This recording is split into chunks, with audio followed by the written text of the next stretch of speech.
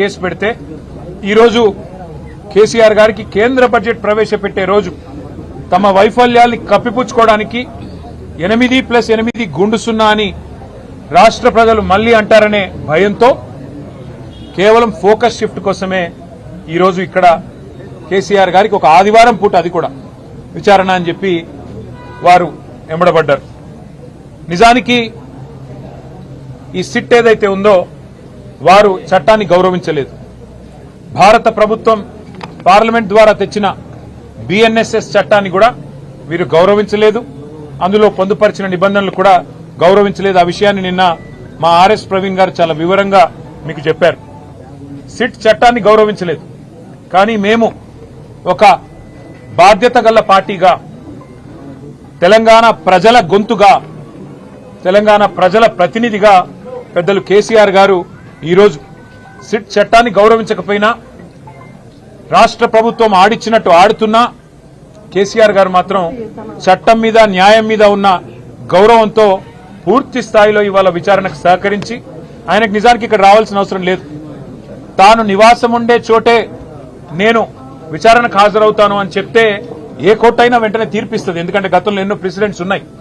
కానీ కేసీఆర్ గారు మాత్రం తాను ఏ తప్పు చేయలేదు కాబట్టి, మేము ఏ తప్పు చేయలేదు కాబట్టి నిజాయితీగా ఈరోజు వారు రావాల్సిన అవసరం లేకున్నా, అవసరమైతే న్యాయస్థానాన్ని ఆశ్రయించే అవకాశం ఉన్నా, చట్టాన్ని గౌరవించే ఒక రాజ్యాంగబద్దమైన పదవిలో ఉన్న గౌరవ ప్రతిపక్ష నాయకుడిగా, తెలంగాణ తొలి ముఖ్యమంత్రిగా, గౌరవ ప్రజాప్రతినిధిగా వారు ఈరోజు సిట్ కి సంపూర్ణంగా సహకరించారు.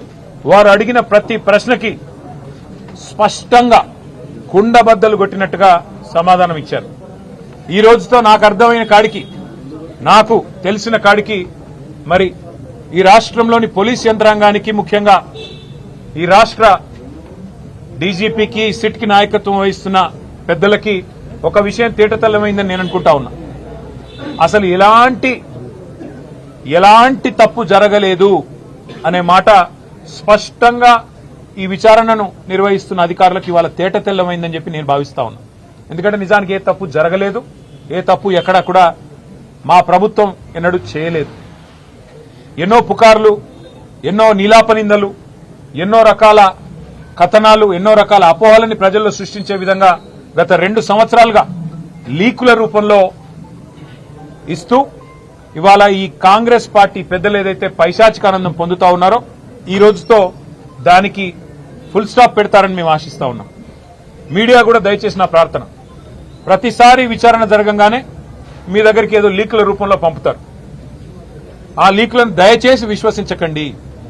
ఆ లీకులు ఎటుబడితే అటు బాధ్యతారాహిత్యంగా ఏవైతే ఇవాళ కావాలని, నిజంగానేమైనా చెప్పేది ఉంటే స్పష్టంగా స్టేట్మెంట్ ఇవ్వచ్చు. నిజంగానే ఏదైనా తప్పు జరిగింటే అధికారులు ముందుకొచ్చి చెప్పొచ్చు, మంత్రులు ముందుకొచ్చి చెప్పొచ్చు, బాధ్యతలో ఉన్న వ్యక్తులు ముందుకొచ్చి చెప్పొచ్చు. కానీ మరి కేవలం లీకుల మీద ఆధారపడి మరి ఇదిగో పులి అంటే అదిగో తోక అన్నట్టుగా నడుపుతా ఉన్నారంటేనే ఈ కేసులోని డొల్లతనం బయటపడుతుందనే మాట కూడా నేను మీకు విజ్ఞప్తి చేస్తా ఉన్నా.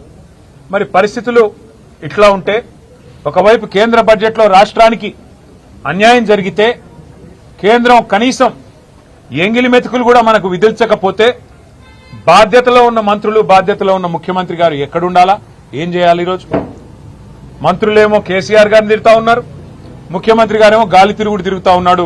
విదేశాల్లో విహారయాత్రలు, ఆయన పర్వట్టు కోరికలన్నీ నెరవేర్చుకునే విధంగా కార్యక్రమాలు చేస్తా ఉన్నాడు.